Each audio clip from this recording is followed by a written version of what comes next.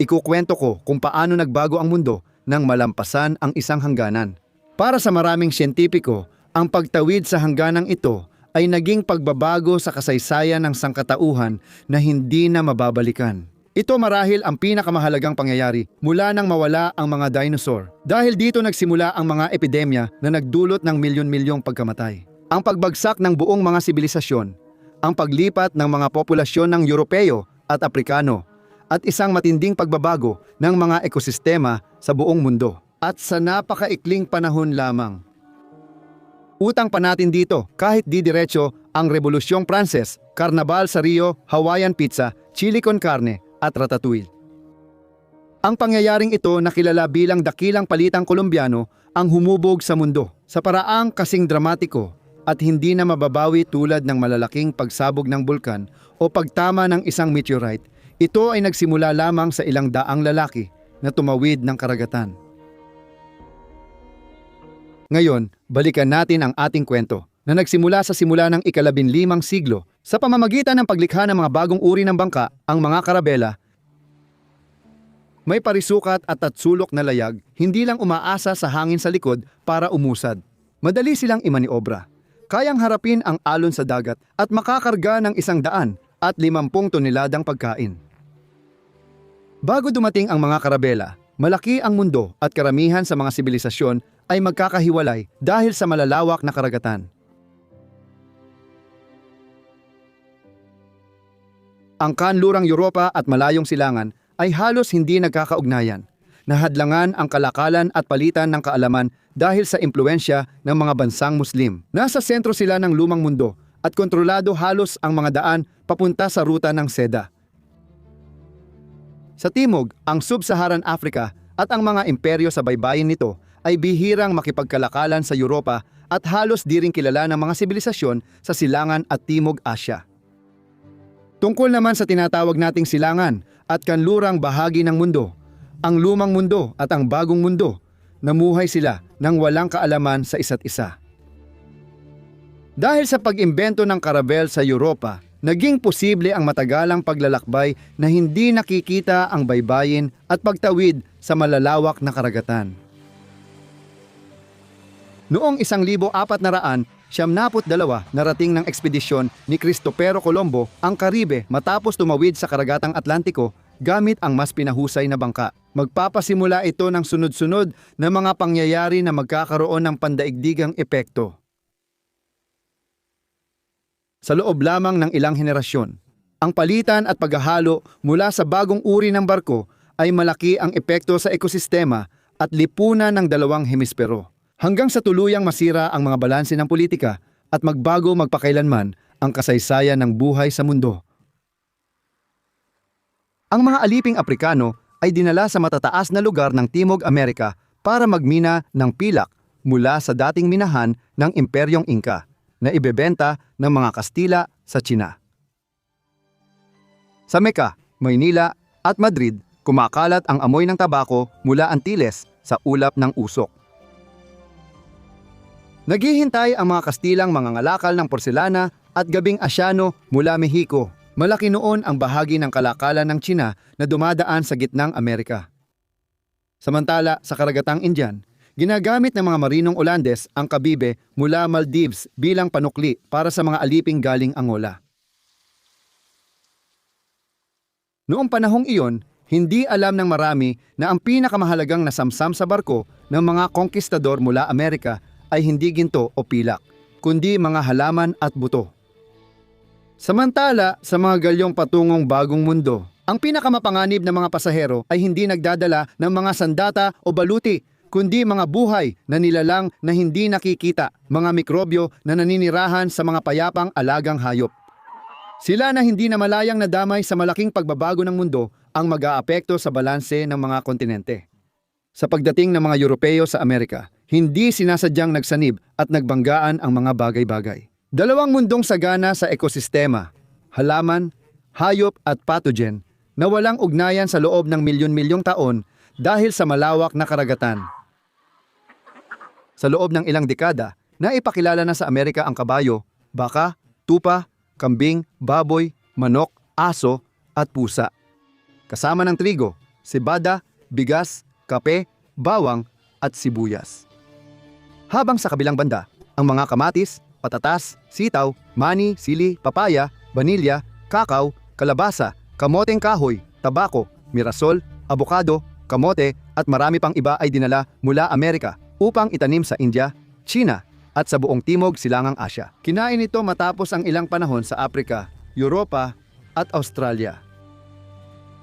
Kaya, matagal bago dumating ang mga konkistador, matagal nang tumawid ang mga halaman at hayop mula Eurasia papuntang Amerika. Partikular na sa pamamagitan ng Bering Strait o sa pagtalon-talon mula isla hanggang isla sa Pasipiko at kabaliktaran din.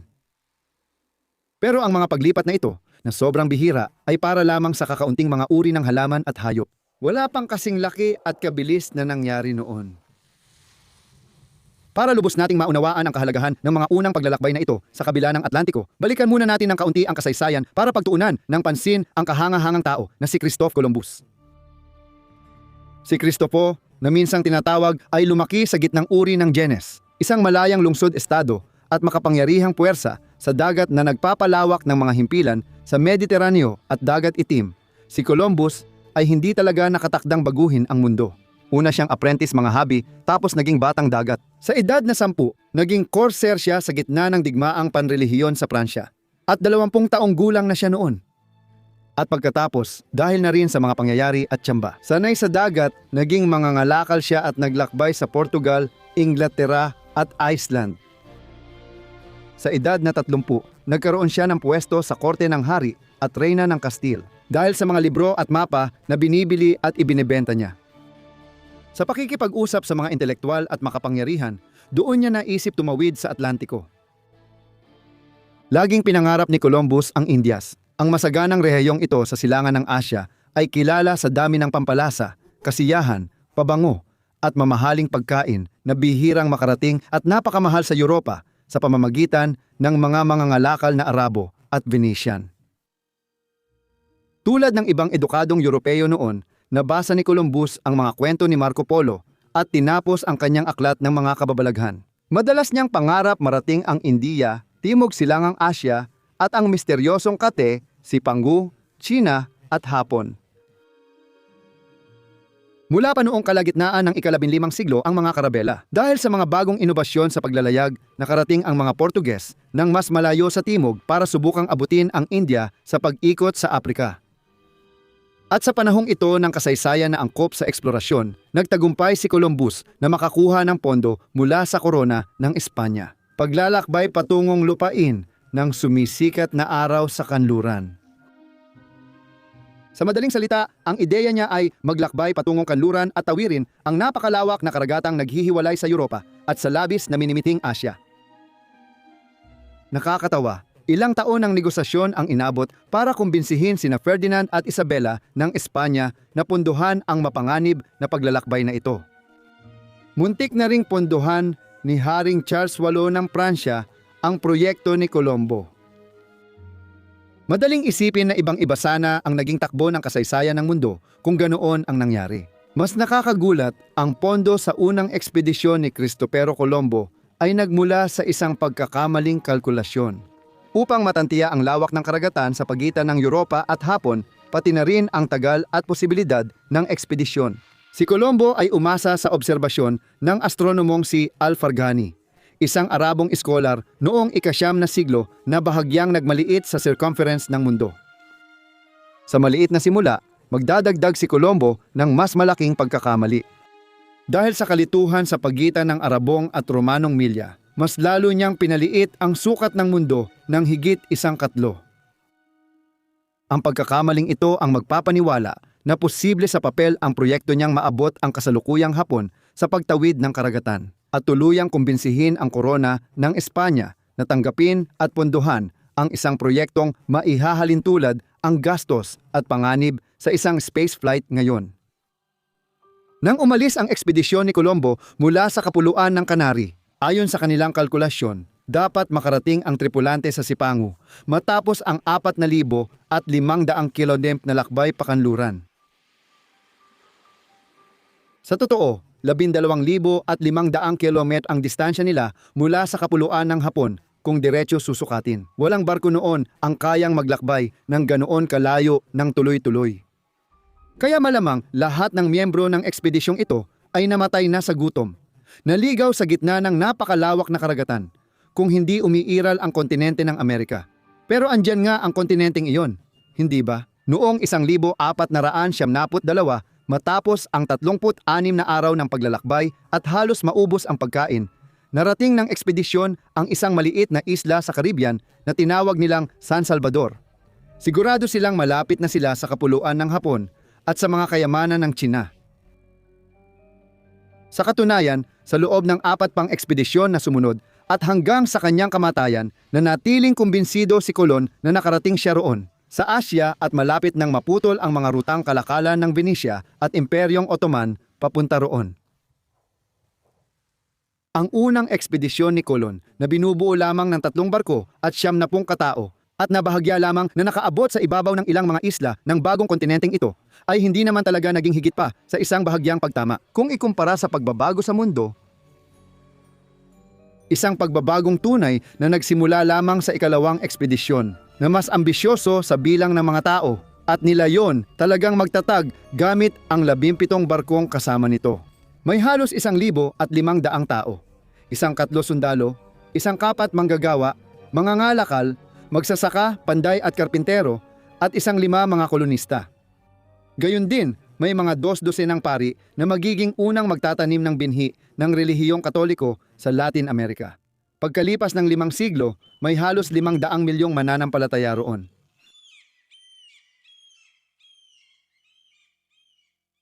Sa ekspedisyong ito, walang nakakaalam ngunit ano ang tunay na magpapabago sa Amerika. Hindi ito ang mga armas, hindi rin ang mga ideya, at hindi rin ang 1,500 katao na sumama upang manirahan sa bagong mundong ito. Hindi 100 kabayo kundi 3 o 4 na baka at mga 30 baboy, tupa at kambing. Kasama rin ang daan-daang manok sa mga kargamento. At nagdadala rin ng maraming sakit na taglay na ng mga Europeo at kung saan sila ay immune na.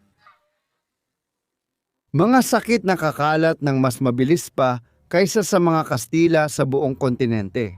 Luluhurin ang mga dakilang sibilisasyon ng Amerika noon bago nila makilala ang mga Europeo. Biglaan, nagsimulang kumalat ang mga virus gaya ng bulutong, tigdas, trangkaso, hepatitis, pulmonya at mga bakterya tulad ng tuberculosis, diphtheria, kolera, typhus at scarlet fever sa paglikha ng pinakamalaking epidemikong pagkabigla sa kasaysayan ng tao at buhay sa mundo. Sa loob ng ilang dekada, kasabay ng mga ekspedisyong naglalakbay sa baybayin ng Amerika, ang mga katutubong mamamayan ng Amerika ay ilang milenyong tinamaan ng epidemya mula Eurasia. Ang mga alon na ito ay kakalat mula Hilaga hanggang timog ng mga Amerika at papatay ng 75 hanggang 70% ng mga naninirahan sa kontinente. Karamihan sa kanila ay hindi kailanman nakatagpo ng isang Europeo habang sila ay nabubuhay. Sa paghahambing, ang malalaking salot sa Europa ay pumatay ng 50% ng populasyon. At halos isang panig lang ang pagpatay na ito. Dahil ang tanging sakit na naglakbay pabalik mula Amerika papuntang Eurasia ay isang sakit na naipapasa sa pakikipagtalik. Ang sipilis na magdudulot ng unang epidemya sa lumang mundo noong 1475. Hindi ito maikukumpara sa laki ng pinsala ng kalamidad sa Amerika. Kaya, paano maipapaliwanag na napakaraming at napakabangis ng mga pathogen na mula sa lumang mundo papunta sa bagong mundo? Pangunahin itong dahil hindi tulad ng Asya at Europa, bihira mamuhay ang mga tao sa Amerika kasama ang mga hayop.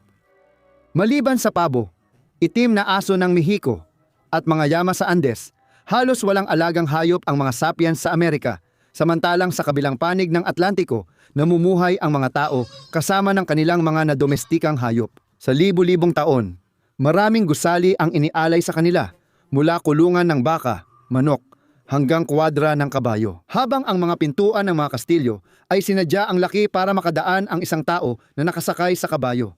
Pero wala ni isa sa mga ito. Sa mga Amerika, ang ganitong kalapitan ay nagdulot ng paulit-ulit na krisis sa kalusugan sa Eurasia at nagresulta sa masamang kalagayan ng kalusugan ng mga Europeo. Maraming unang manlalakbay sa Atlantiko ang humanga sa magagandang kalusugan, kagandahan at kalinisan ng mga kalalakihan at kababaihan doon. Pero huwag kayong magkamali. Kahit na bihira ang domestikasyon ng mga hayop, malayo sa pagiging ligaw ang kontinente ng Amerika. 3 dekada matapos ang ekspedisyon ni Colon, pumasok si Hernan Cortes sa Mexico at nadiskubre ang Tenochtitlan, na ngayon ay Mexico City. Nadiskubre niya ang lungsod na may 200,000 hanggang 300,000 katao. Na siyang dahilan kung bakit ito ay isa sa pinakamalalaking lungsod sa mundo noong panahong iyon, kahit na ito ay 2 beses na mas maliit kaysa sa Beijing, ang puso ng Imperyong Tsino, na noon ay masikip na sa dami ng tao. Noong panahon ni Cortes, sa Europa, tanging Paris at Constantinople lamang ang maaaring makipagsabayan pagdating sa dami ng populasyon. Ang Sevilla, noon luklukan ng korona ng Espanya, ay 4 na beses mas maliit kaysa kabisera ng mga Aztec. Maliban sa laki, kahanga-hanga ring gawa ng inhinyeriya ang Tenochtitlan. Nakatayo sa gitna ng lawa ng Texcoco, ang lungsod na ito ay itinayo sa mga artipisyal na isla, tinatahak ng libu-libong bangka, at umaasa sa masinsinang pagsasaka para sa kabuhayan. Kasing gila-gilalas din ang mga lumulutang na hardin na tinatawag na chinampas. Sa lungsod na ito, pinangarap ng mga hukbo ni Cortes ang kalinisan at kasalimuotan. Maingat nila itong sinimulang sirain. Halos walang alagang hayop na kakaiba sa mga lungsod sa Europa na hitik sa kabayo, baboy, manok, pato at dumi ng mga ito. Noong unang kalahati ng ika-16 na siglo, nang dumating ang mga Europeo sa Mexico, natagpuan nila ang maraming prutas, gulay at butil na bago sa kanila. At ang mga ito ay naalagaan na ng mga sibilisasyong nagkaroon ng sarili nilang rebolusyong neolitiko at nakabuo ng sarili nilang agrikultura. Gagawin nila ito sa pagpapalaganap ng mga bagong halamang ito sa buong mundo na magbabago sa pandaigdigang agrikultura. At para ibuod ang kahanga-hangang kwentong ito, gagamitin natin bilang halimbawa ang isang putahe na sa ating imahinasyon ay sumisimbolo sa mga lupain ng mga cowboy sa Arizona o Texas. At ang pinagmulan nito ay matatagpuan sa malayong Mexico, ang chili con carne. Isang pangalan na sa sarili nito ay nagsasabi na ng isang bagay tungkol sa dakilang palitang Kolombiano dahil ang karne ay galing sa Espanyol at nangangahulugang karne. At ang chili sa Nahuatl, ang wikang sinasalita ng mga Aztec, ay nangangahulugang sili. Pero mas kawili-wili pa kung ikaw ay mas chili. Noong ika-19 na siglo, ang orihinal na bersyon ay nilagang sili at karne na may pampalasa. O kung magdadagdag ka ng kanin, pulang beans at kamatis, pati na rin ng mais o bell pepper, gaya ng madalas na ginagawa ngayon. Ang dapat tandaan ay ang recipe ng chili ay hindi Texan o Mexican, dahil may bahagi ito ng pamana ng sangkatauhan. Ang bigas ay unang na-domesticate sa lambak ng Yangtze-Chuan, China, mga 8,000 hanggang 10,000 taon na ang nakalipas. Ang bawang ay mula gitnang Asya at itinatanim na sa Mediterranean sa loob ng mahigit 5,000 taon. Ganon din ang mga olibo, mantika sa pagprito at baka na inihahalo rito. Sa totoo lang, mas malamang itong retiradong baka na gatasan kaysa kinapon na toro na nanggaling sa mga oroks na na-domesticate sa malapit na silangan 10,000 taon na ang nakalipas. Ang tinatawag na Mexicanong pampalasa na karaniwang nilalagay dito ay talagang mula sa ibang panig ng mundo. Makikita rito ang kumin na mula sa malapit na silangan at oregano na unang lumitaw sa Europa at ang giniling na buto ng kulantro na dati ligaw na tumutubo sa gitnang silangan at timog Europa. Tungkol naman sa pulang beans, kamatis at sili, lahat ng ito ay galing sa mga halamang 5 siglo na ang nakalipas ay tumutubo lamang sa Amerika at wala sa ibang bahagi ng lumang mundo. Bago ang panahon ni Columbus, hindi pa natikman ng mga tao sa Europa, India, Africa o China ang sili. Sa totoo lang, bago dumating ang mga Europeo sa Amerika, wala pang mga cowboy, baka o kabayo sa panig na yon ng karagatan. Ang karaniwang imahe ng mga katutubong Amerikano bilang mga nomad na nakasakay sa kabayo ay bunga ng palitang Kolombiano. Reaksyon ng mga katutubong Amerikano sa malalaking pagbabagong naganap noong ika-18 at ika-19 na siglo. Kadalasan, ang mga pangunahing putahe ng isang rehiyon na tinatawag na sinaunang tradisyon ay mga bagong imbento lang pala. Mga putahe na hindi sana umiral kung hindi dahil sa banggaan ng biyolohiya sa pagitan ng lumang mundo at ng bagong mundo. Ipinapakita nito ang malaking epekto ng Columbian Exchange sa pagbabago ng mga kaugalian sa pagluluto sa mundo. Sa totoo, halos lahat ng sikat na putahe pwedeng gawing halimbawa.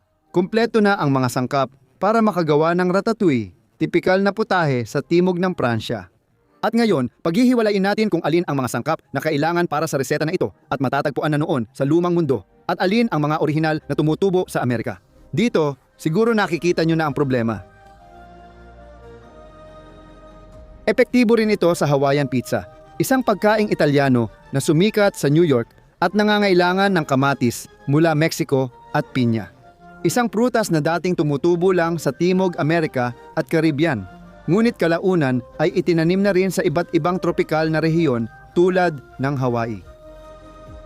Kung kukuha ka ng mais at baguhan ka sa botanika tulad ko, marahil ang nakikita mo lang ay masarap na putahe. Pero para sa isang mananaliksik sa agronomiya, ito ay isang misteryo dahil hirap pa rin tayong maintindihan ng detalyado kung paano sa pamamagitan ng pagpili na gawang paghaluin ng mga dakilang sibilisasyon ng Mehiko ang mga damong tinatawag na teosinte na parang mga dambuhalang damo hanggang sa mabago nila ang mga buto na dati ay ganito ang itsura para maging ganito. Higit pa ito sa mga sinaunang gawaing agrikultural ng bagong mundo. Kamakailan na diskubre ng mga arkeologo ang mga labi at malalaking estrukturang gawa ng tao na hindi nakita ng mga konkistador noon. Matagal nang itinuring ang Amazon bilang isang dalisay at ligaw na lupain. Ngunit sa kabila ng pambihira nitong biodiversity, ito ay tinitirhan ng mga tao. Sa mga lupain dito, natagpuan sa mga nakaraang dekada ang uling, palayok at maraming labi ng isda. Lahat ng ito ay tinatayang mula 800 hanggang 500 AD. At ang mga ito ay sinadyang ipunin upang gawing napakamataba ang dating mahirap at maasim na lupa ng basin ng ilog Amazon, ang kilalang Terra Preta. Kahit na ang mga bakas ng aktibidad na ito, na tinatawag na anthrosols, ay mahirap tukuyin sa pinakamalaking ekwatorial na kagubatan sa mundo. Tinatayang nasa pagitan ng 0.1 at 1% ng ibabaw ng Amazon ang binubuo ng partikular na matabang anthrosol na ito. Binago ng mga arkeolohikal na bakas ang dating pagtataya sa populasyon ng Amazon bago dumating ang mga Europeo, na tinatayang 1 hanggang 2 milyon. Para sa saklaw na nasa pagitan ng 6 at 12 milyon. Natuklasan ng mga mananaliksik na mas mataas ang densidad ng mga punong namumunga malapit sa pangunahing pook arkeolohikal gamit ang satellite images. Tinutukoy na nila ngayon ang mga bahagi ng kagubatan na mayaman sa punong namumunga para makahanap ng bagong pook arkeolohikal. Noon, ang Amazon ay agrikultural na lupa at malaking taniman ng prutas. Sa isang rehiyon, sa hilagang Bolivia na matagal nang nakalimutan at muling binalot ng kagubatan, unang na domestika. Ang kamoting kahoy ay nagbago sa agrikultura at pagkain sa tropikal na mga lugar, lalo na sa Aprika.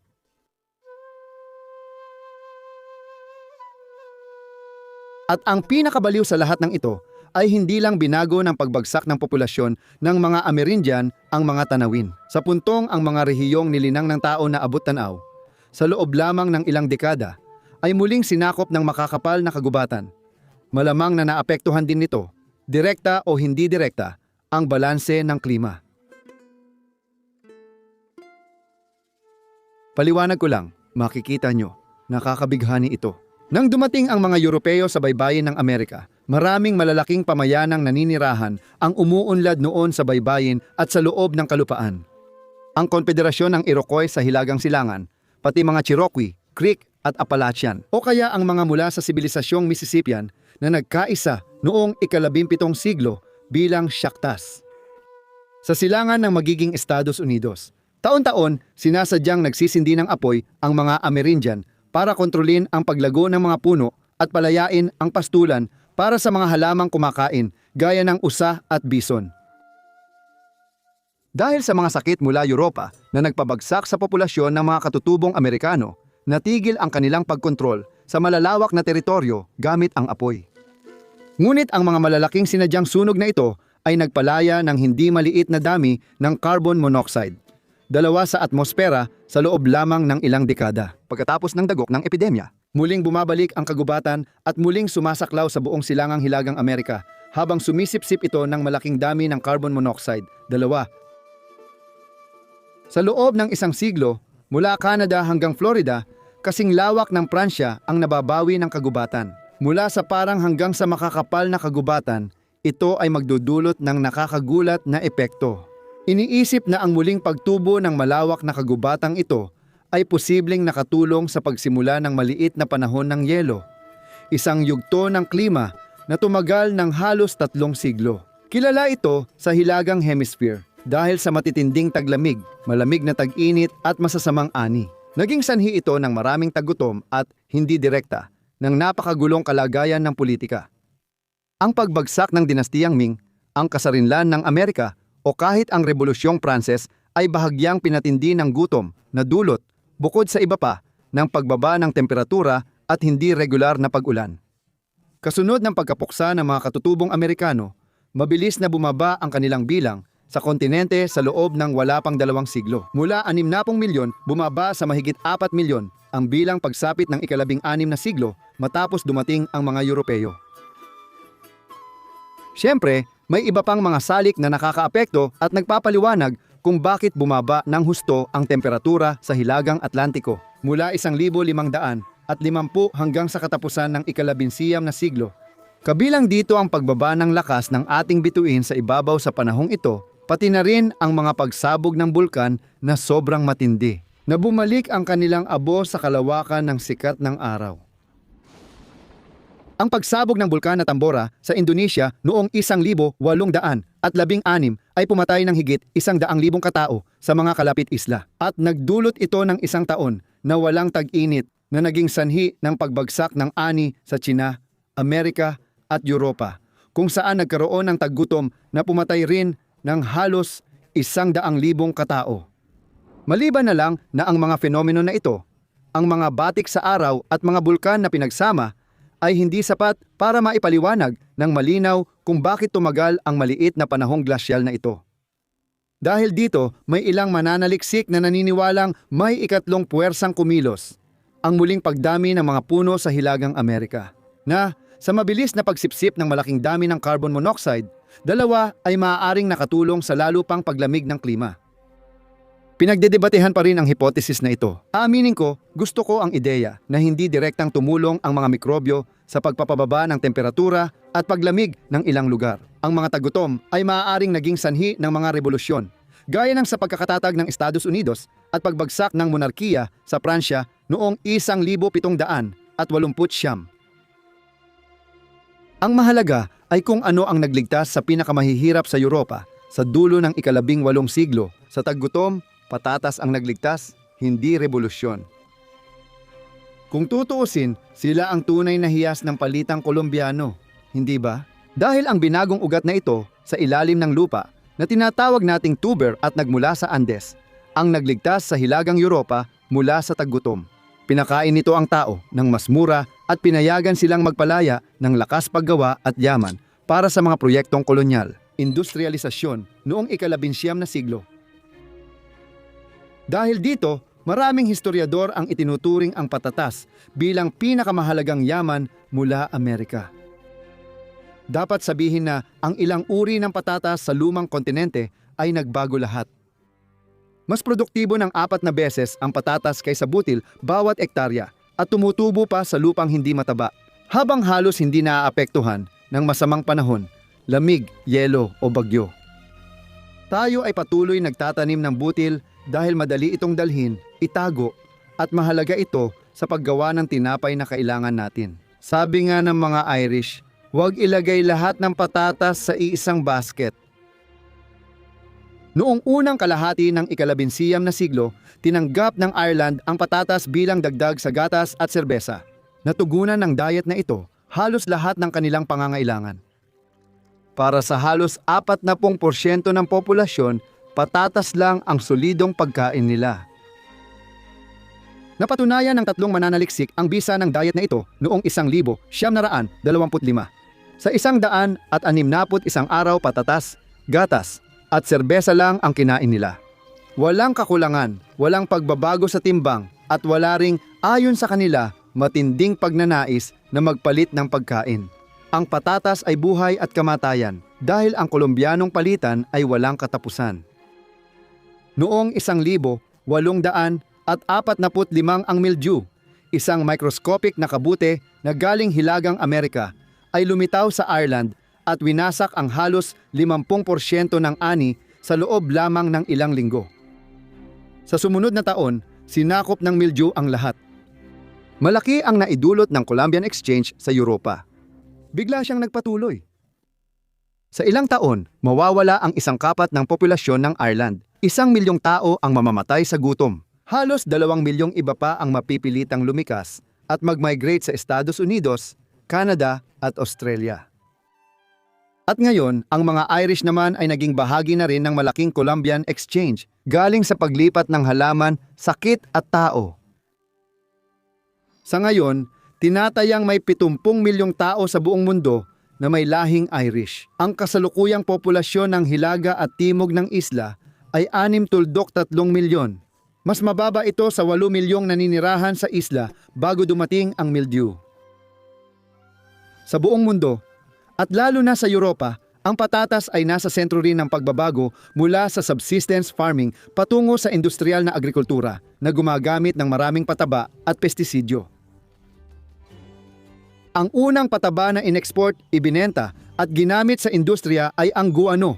Noong ika-19 na siglo, ginamit na sa industriya ang mga bundok ng dumi ng seabird na dating nasa maraming isla sa baybayin ng Timog Amerika. Ginamit ito ng mga Inca noon para patabain ang kanilang taniman ng patatas. Bago dumating ang mga puti, mula 1,800 at 40 hanggang 1,800 at 80 nag-export ang Peru ng 12 milyong tonelada ng puting ginto na minina sa di makataong kondisyon. Hanggang sa maubos ang mga minahan na magpapayaman ng husto sa bansa na magbibigay dito ng 80% ng kita nito. Pinayagan nitong tumaas ang produktibidad ng mga sakahan sa Europa at Hilagang Amerika, pero naging umaasa tayo sa nitrogenong pataba.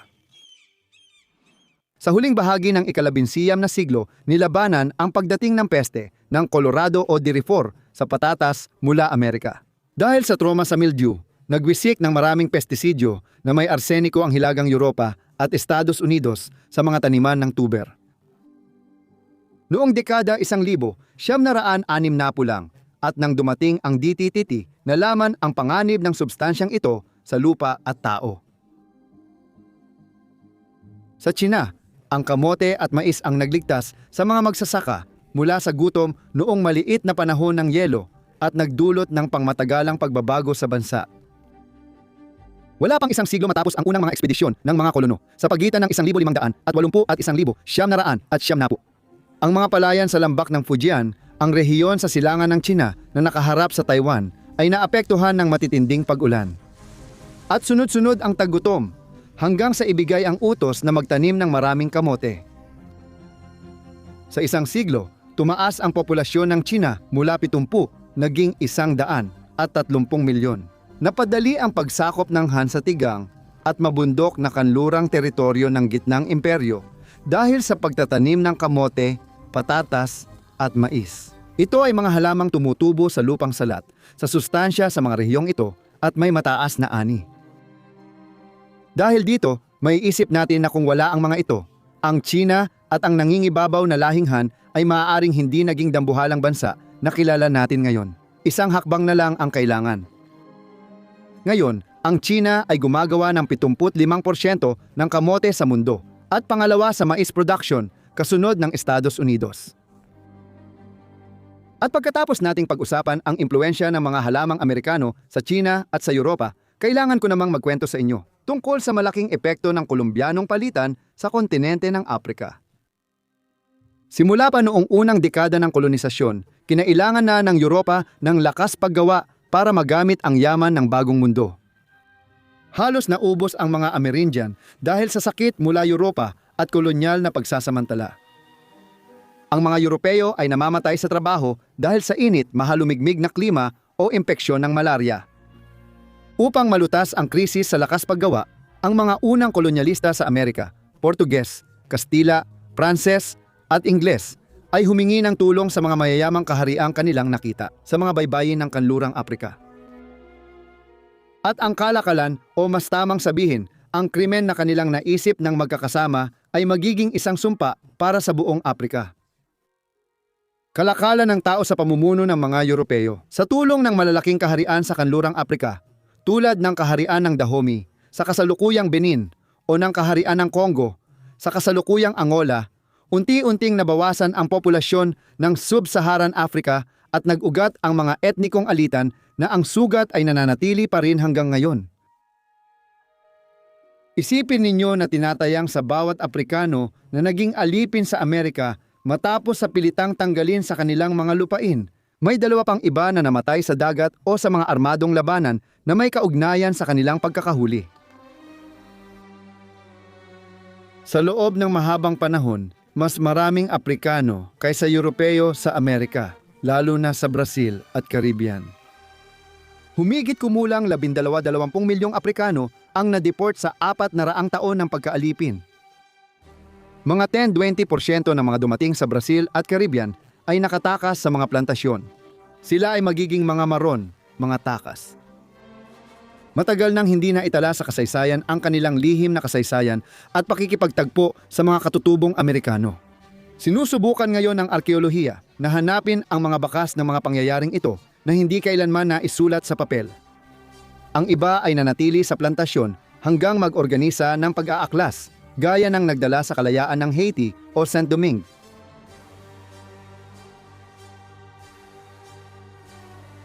Lahat ng mga Aprikanong ito na inalis sa kanilang mga lupain na parang mga halaman lang ay nasa sentro ng kasaysayan ng dakilang pagpapalitang Kolumbiano, nasa sentro ng kasaysayan ng mga Amerika, at nasa sentro ng kasaysayan ng mga malalaking makabagong pakikibaka. Sa kontinenteng ito, ang mga ipinatapon at inapo nila ay bubuo ng bagong mundong halo-halo, lilikha ng musika at sayaw. Mga putahe na kinikilala bilang di nahahawakang pamana ng sangkatauhan at humuhubog sa makabagong kulturang Amerikano mula hilaga hanggang timog. May ugat na Aprikano ang mga putahe tulad ng jambalaya sa Louisiana at feijoada sa Brazil, at maaaring magtagpo ang aking chili con carne bilang nakakain na simbolo ng dakilang palitang Kolumbiano. Isipin mo, yan sa susunod na magluto ka. Ang kasaysayan ng mundo ay naroon, nakapulupot sa iyong plato. Sa pagsisimula ng ika-21 siglo, binabago ng globalisasyon ang ating resipe, kultura at ekosistema. At ang pangunahing gumaganap sa mabilis at walang katapusang pagsasama-samang ito ay ang mga lalaki, babae, barko, halaman at mga hayop. Paminsan-minsan, may mga virus at bakterya na hindi pa tapos ang kwento.